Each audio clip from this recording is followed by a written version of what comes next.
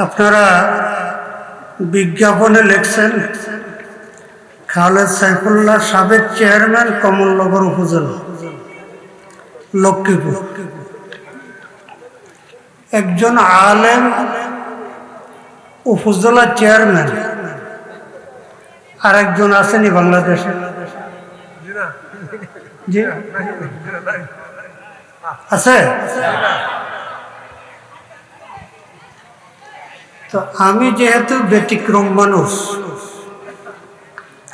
আমার ওয়াজটাও তো ব্যতিক্রম হবে। এবং এখানে লেখা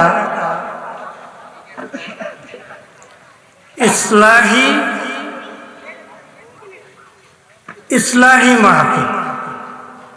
ইসলাহ শব্দের অর্থ কি? সংশোধন। তো একটা গাড়ির চাক্কা হলো চারটা, তিনটা চাক্কা বালা আছে, আর একটা চাক্কা বাস হয়ে রয়েছে, হাওয়া নাই। এখন সংশোধন কোনটা করতে হইব? যেটা নষ্ট, বেকার, এটা সংশোধন করতে হতো না ভালো গুণ?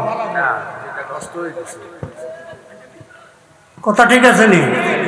সাইয়েন আবার নাহমাদুহু ওয়া নুসাল্লি আলা রাসূলিহিল কারীম। আম্মা বা'দু ফাআউযু বিল্লাহি মিনাশ শাইতানির রাজীম। বিসমিল্লাহির রাহমানির রাহিম। ইয়া আইয়ুহাল্লাযীনা আমানু দুখুলু ফিস-সিলমি কাফা।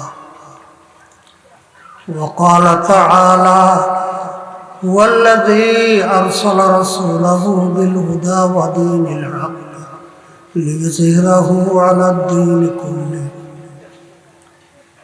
صدق الله المولانا العظيم وصدق رسوله النبي الكريم ونحن على ذلك لمن الشاهدين الشاكرين. আল্লাহ পাক রব্বুল আলামিন বলেন, ইয়া আইয়ুহাল্লাযীনা আমানু, হে মুমিন বান্দারা। অন্যদেরকে বলে তো লাভ নাই, যারা আমার উপরে ঈমান এনেছে, যারা আমাকে বিশ্বাস করো, তোমাদেরকে বলতেছে উদখুলু ফিস-সিলমি কাফা। তুমি যে নিজকে মুমিন বলতেছো, মুসলমান বলতেছো, কতটুক মুমিন, কতটুক মুসলমান? উদখুলু ফিস-সিলমি কাফা, ইসলামের ভিতরে প্রবেশ করো পরিপূর্ণ, অর্ধেক বাইরে রাখিও না। অর্ধেক ধর্মনিরপেক্ষ কেমন? হ্যাঁ, অর্ধেক তারপরে আমেরিকান নীতি, অর্ধেক রাশিয়ান নীতি, অর্ধেক ভারতের নীতি, এরকম না। কোশ্চেনে আমার কথা একটু ব্যতিক্রম হবে, ওয়াজ একটু কি হবে? ব্যতিক্রম হবে। আল্লাহ পাক রব্বুল আলামিন আরো বলেন, হুয়াল্লাযী আরসালা রাসূলাহু বিল হুদা ওয়া দীনিল হক। ওই আল্লাহ তাআলা যিনি রাসূলকে প্রেরণ করেছেন, রাসূলকে পাঠাইছেন। আমি বাতাস লাগলে বলবো, আপনার কথা শুনে বসে। রাসূলকে পাঠাইছেন হেদায়েতের বাণী, বিল হুদা ওয়া দীনিল হক, এবং হক এবং সঠিক দ্বীন ও ইসলাম নিয়ে।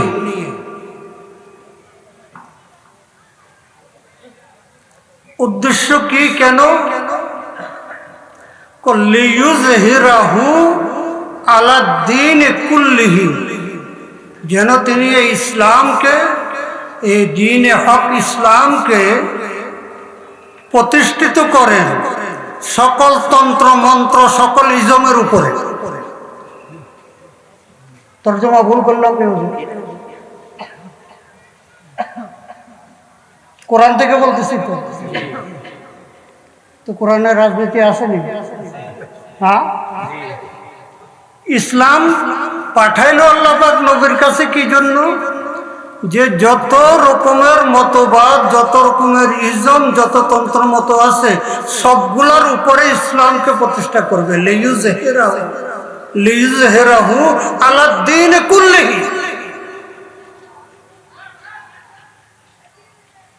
সকল দিন ধর্ম, সকল তন্ত্র মন্ত্র, সকল ইজম, সকল পদ্ধতির উপরে দিনকে প্রতিষ্ঠা করবে।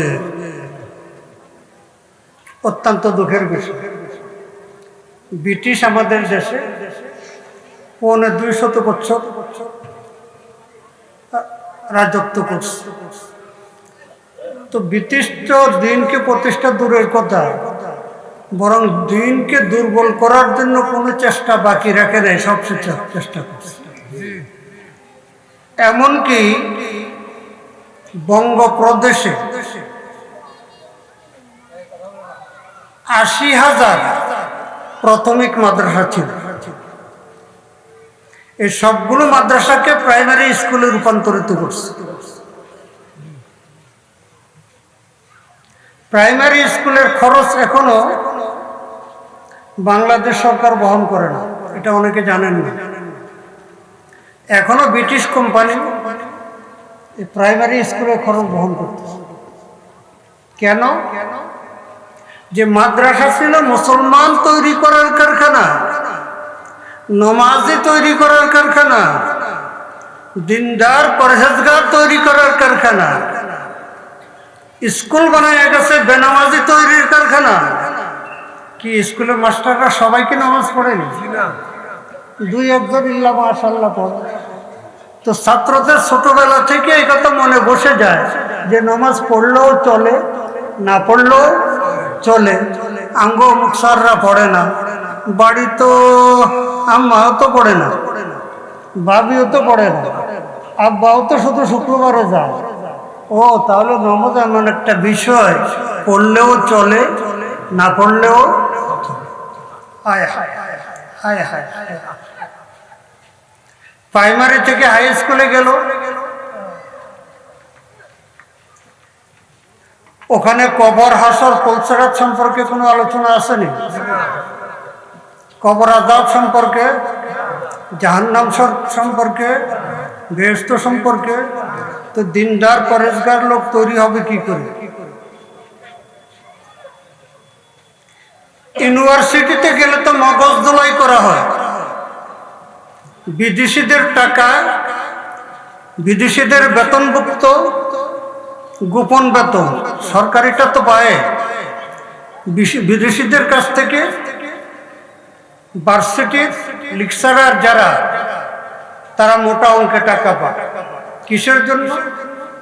যে এদেরকে ঈমান ও ইসলাম থেকে দূরে সরাইবা। তো জিজ্ঞাসা করে, কিরে এই যে মোল্লারা কয় মৃত্যুর পরে কবরে আযাব হইল, মৃত্যুর পরে তোরাও কি এটা বিশ্বাস করস? এখন স্যারের সামনে কেমনে কি কইব? চুপ। তো স্যারে কয় মৃত্যুর পরে, আবার বলে দোজখ আছে বলে, আবার বলে বেহেশত আছে, তোরা এগুলি বিশ্বাস করস? এইভাবে মগজ ধোলাই করতে করতে করতে ভার্সিটি থেকে নাস্তিক হইয়া বাইরে।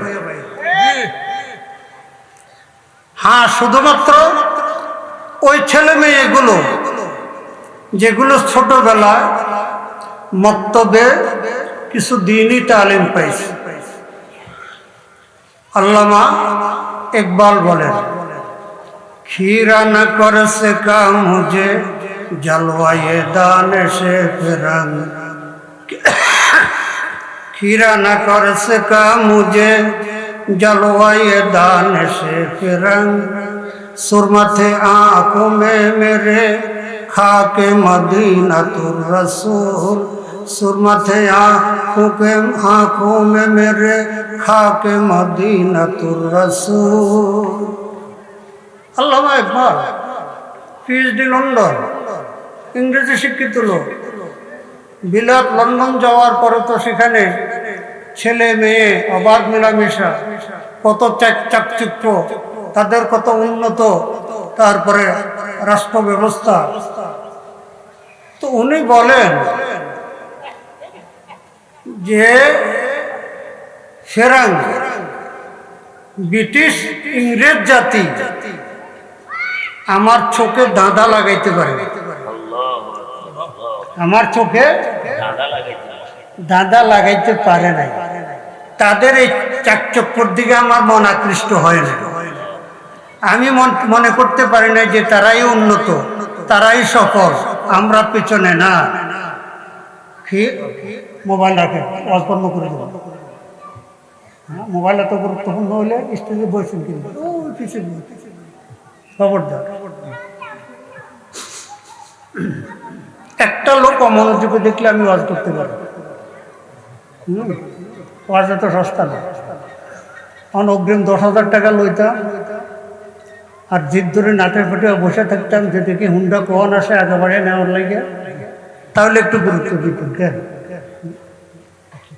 খুব খেয়াল করে, মোবাইল সবার বন্ধ থাকবে। বয়ানের মোড় ঘুরে যায়, বুঝে আসছে না? বয়ানের মোড় ঘুরে যায়। আপনাগুলো ওয়াজ বানাই লই আইনি, আল্লাহর উপর ভরসা করে শুরু করছে। তো আল্লামা ইকবাল কি বলল যে খ্রিস্টানদের এই উন্নয়ন, এই চাকচক্য আমার চোখে দাদা লাগাইতে পারে না। কেন? সুরমাতে আঁখোं में मेरे খাকে মদিনাতুর রাসূল। আমার মাতা পিতা ছোটবেলায় আমার চোখে মদিনার সুরমা লাগাই দিছে। মদিনার সুরমা কি? এই দিনই শিক্ষা, এই দিনই শিক্ষা, যে শিক্ষায় আমি বেহেশত দোজখ আখিরাত সম্পর্কে জানতে পারছি। দুনিয়া কিছু না, দুনিয়া ছাড়ি চলে যেতে হইব। সুতরাং ব্রিটিশ বেনিয়াদের এই চাকচিক্য, এই অগ্রগতি আমাকে পথভ্রষ্ট করতে পারে না। এই জন্য ভাইয়েরা, ছেলেদেরকে স্কুলে পড়ান, কলেজে পড়ান নিষেধ করি না, কিন্তু আগে মুসলমানের ছেলেকে মুসলমান বানাই আনে। মুসলমানের ছেলেকে মুসলমান বানায় আনে, তাহলে আলহামদুলিল্লাহ সামনে যেদিকে যাক অন্তত ইমানটা হারাবে না। ভার্সিটি অনেক ছেলেরা বলে যে হুজুর, যেভাবে আমাদের ভার্সিটির লেকচাররা কথা বলে, ছোটবেলায় যদি ধর্মীয় শিক্ষা একটু না থাকতো, আখিরাত সম্পর্কে কিছু না জানতাম, তাহলে ইউনিভার্সিটি থেকে ইমান নিয়ে বাইরে হতে পারতাম না। ইউনিভার্সিটি থেকে ইমান নিয়ে বাইরে হতে পারতাম। তো বলতেছিলাম, আল্লাহ পাক রব্বুল আলামিন কি বলেন? হুয়াল্লাযী আরসালা রাসূলাহু বিল হুদা ওয়া দীনিল হক লিইয়ুযহিরাহু আলাদ দীন কুল্লিহি।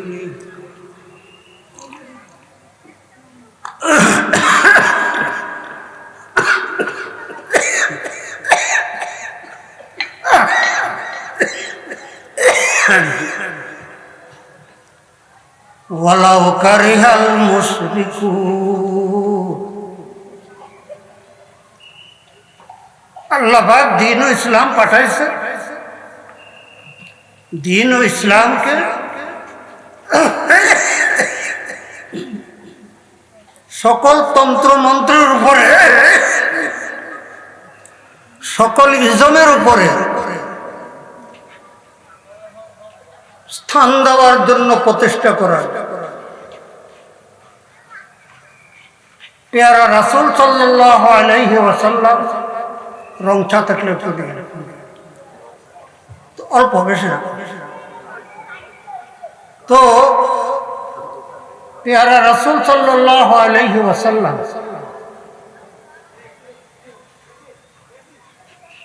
মক্কা শরীফে 10টা বছর মেহনত করলেন।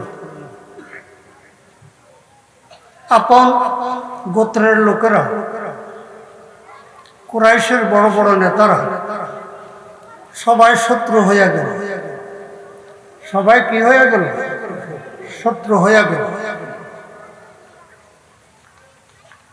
তারা অনেক রকম চেষ্টা করলো পেয়ারা রাসূলকে বুঝাইতে যে মুহাম্মদ, তুমি নতুন কোরআন নিয়ে আসছো, তোমার উপরে নতুন ধর্ম আসছে, তো আসো, তোমার সাথে আমরা একটু আপোষ করি, তোমাকে রাজত্ব ছেড়ে দেব, রাজত্ব তুমি চালাইবা, তুমি কি চাও, যা চাও সর্বোচ্চ পরিবারে তোমার পছন্দনীয় জায়গায় তোমাকে বিবাহ করাবো, আমরা সবাই তোমার নেতৃত্ব মেনে নেব, শুধু আমাদের একটা কথা মানবে, সেটা কি, যে আমাদের বাপ দাদার ধর্মের বিরুদ্ধে কিছু বলবে। আমরা যে 360টা মূর্তি পূজা করি দেবতা, এগুলার বিরুদ্ধে কিছু বলবা না। কি এখনকার সময়টা মিলাইয়া দেখো, আমরা যদি রাষ্ট্রের বিরুদ্ধে কোনো কথা না বলি, তাহলে আমাদের মসজিদে বাধা আসেনি, মাদ্রাসায় বাধা আসেনি, ওয়াজ মাহফিলে বাধা আসেনি, কোথাও বাধা নাই। বাধা কোনখানে? যে আমরা যা করতেছি আমাদের তার বিরুদ্ধে করবেন, বিরোধিতা করবেন। কি কথা ঠিক নেই? হায় হায়, ব্রিটিশ আমল গেল এইভাবে। তখন ওলামা ইকরাম চিন্তা করলেন, আগে দিন ও ইসলামের রূহটাকে বাঁচাইয়া রাখি। কি ডায়রিয়া রোগী প্রথমে হাসপাতালে নিয়ে কি তারা বিরিয়ানি খাওয়ায়নি, ভাত খাওয়ায়নি?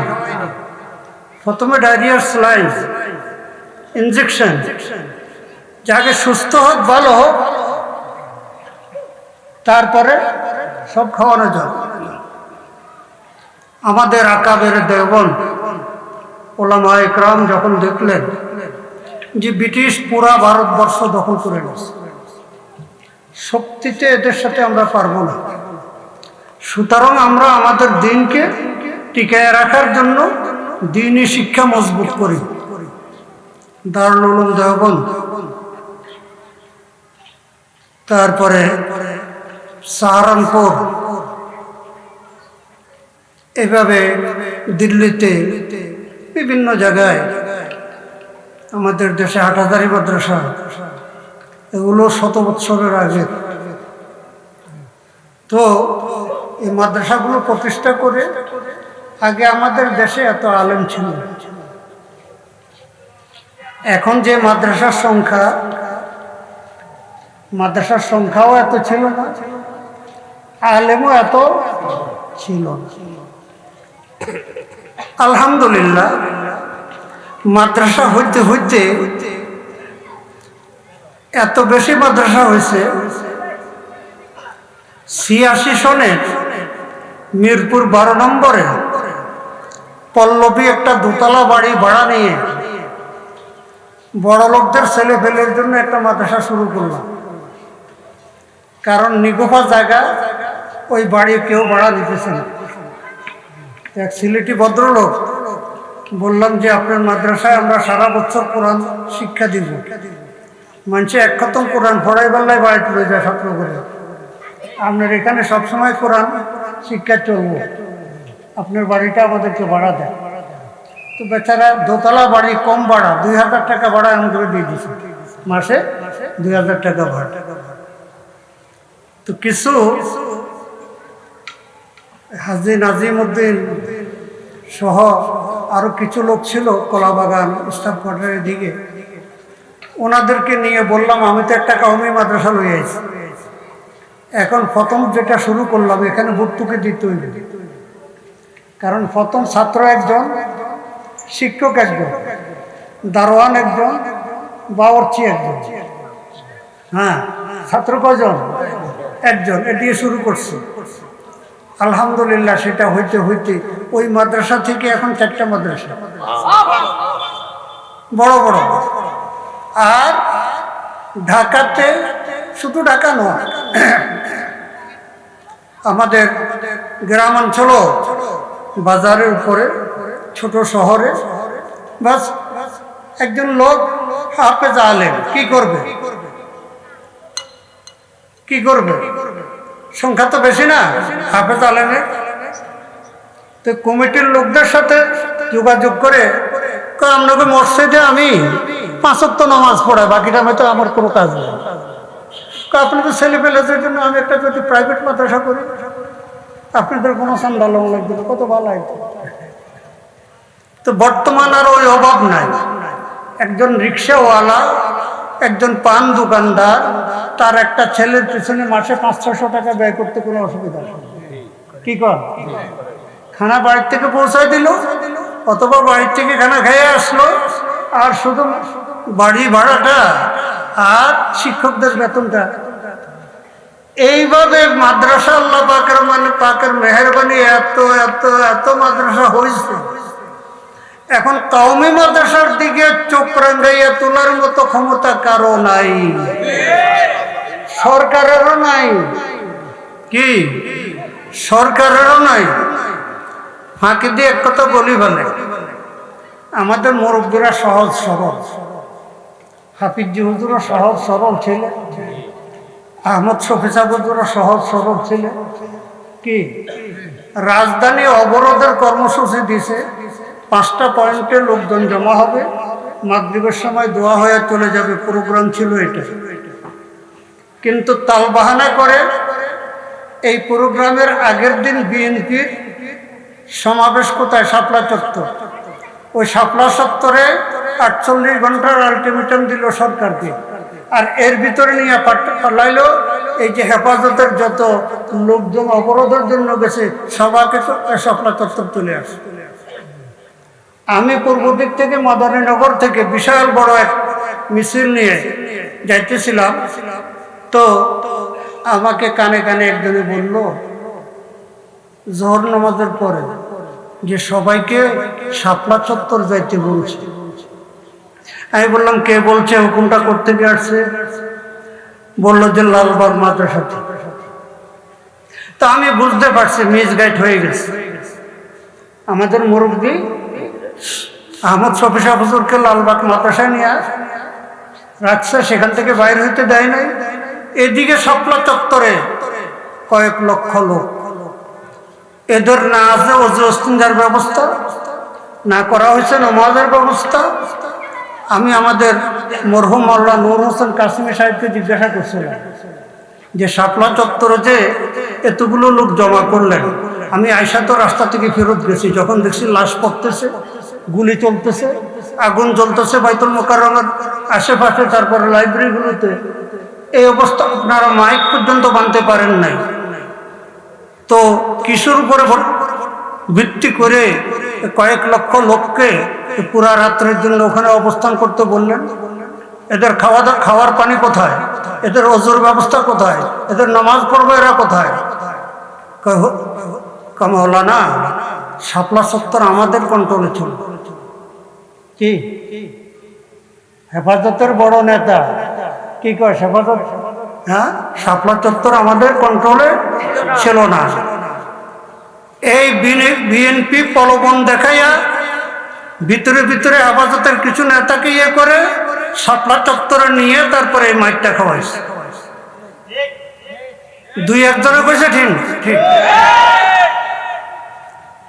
এই যে শাপলা চত্বরে যদি এই রাইটটা অবস্থান করতে পারত, সকালবেলা বিএনপির গুলো আসতো, রাত্রে তো আসে নাই। সরকারের গদি ছাড়া ছাড়া আর কোনো উপায়। তো বিএনপি সরকারও যদি ক্ষমতায় থাকতো, তাহলে আওয়ামী লীগ যে কাজ করছে বিএনপিও সেই কাজ করতো, যে আমাকে গদিতে থাকতে হলে কি করতে হইব? শাপলা চত্বর পরিষ্কার করতে হইব। তো এই পরিষ্কার করার জন্য সমানে মানুষ মারার জন্য তো গুলি করে না। কি? সাউন্ড গ্রেনেড, জল কামান, হ্যাঁ, ফাঁকা আওয়াজ, এইভাবে করতে গিয়ে কিছু আবার মারমুখী আছে না, এরা যখন তারপরে মারমুখী উঠছে তখন গুলি করছে, তো সেখানে লোক মারা গেছে। তো বলতেছিলাম আমাদের মুরব্বীরা সরল সহজ। এখন আমাদের বাবুনগরী সাহেব হুজুর, উনিও সরল সহজ মানুষ। আহলুল জান্নাতে বলহুন, হাদিস শরীফে আছে জান্নাতি মানুষ বলহোয়া আছে না, বলহোয়া আসলে বলহন অর্থ বলহোয়া না, বলহন অর্থ সরল সহজ সাদা সিদ্ধ। কি হাদিস পড়াইতে দিবেন, হাদিস তো খুব সুন্দর পড়াবেন। ওয়াজ করতে দিবেন, ওয়াজ তো খুব সুন্দর করবেন। কিন্তু রাজনীতি যে একটা ভিন্ন জিনিস, বিচক্ষণতার প্রয়োজন, সেটা তো মুরব্বীর নাই। আমি এটা বাবুনগরী সাহেব হুজুরের দোষ বলতেছি না। এ বাইরে কথা বলে কারা? হ্যাঁ, বেয়াদব গুলো কথা খায়, কথা বলবি স্টেজে আওয়াজ আসবে। খতিবে আজম, এখানেও হেফাজতের অনেক লোক আছেন। আমি হেফাজতের লক্ষ্মীপুর জেলার তারপরে প্রধান পৃষ্ঠপোষক উপদেষ্টা। তো এই যে বললাম বাবুনগরী সাহেব হুজুর রাজনীতি বোঝেন, এটা ওনার দোষ না।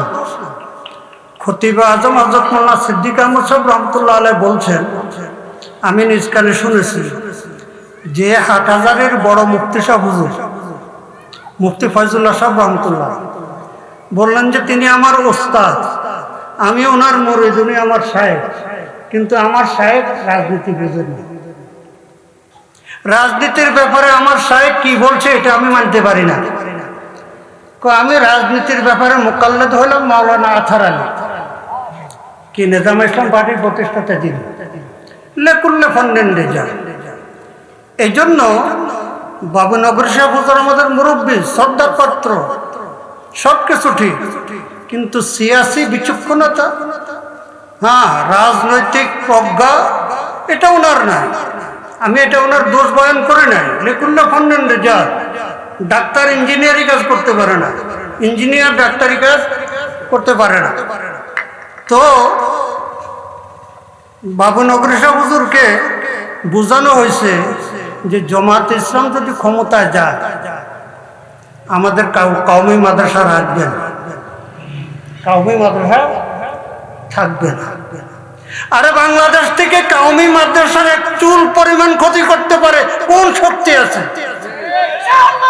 কোন সরকারের নাই, কোন দলের নাই। আমরা জামাতের সাথে ঐক্যজোট শুধু নির্বাচনী ঐক্যজোট। কি যে নির্বাচনে এক আসনে আমরা ইসলামী কয়েকটা দল, কয়েকজন প্রার্থী আমরা মোকাবেলা করব না, তাহলে ইসলামের ক্ষতি হবে। তো যেখানে জামাতে ইসলামের প্রার্থী শক্তিশালী, সেখানে জামাতে ইসলাম নির্বাচন করবে, আমাদের হাত ফাঁকা থাকবে না, রিক্সা মার্কা থাকবে না। আর যেখানে হাত ফাঁকা শক্তিশালী, যেমন আমার কমলনগরে, সেখানে হাত ফাঁকা নির্বাচন করব, সেখানে জামাতের প্রার্থী থাকবে না, রিক্সা থাকবে না। এটাকে বলা হয় তারপর আসন সমঝোতা। কি তো বলে ঐক্যের কথা প্রকাশ করে না কেন? প্রকাশ করলে এই ঐক্যের ভিতরে দল যেগুলো আছে না, এগুলো তোলা বিক্রি হইব 1000 টাকা, বুঝছেন না? একটা দলেরই কিনে লইতে পারলে তো ঐক্য ভেঙে গেল, বুঝছেন না?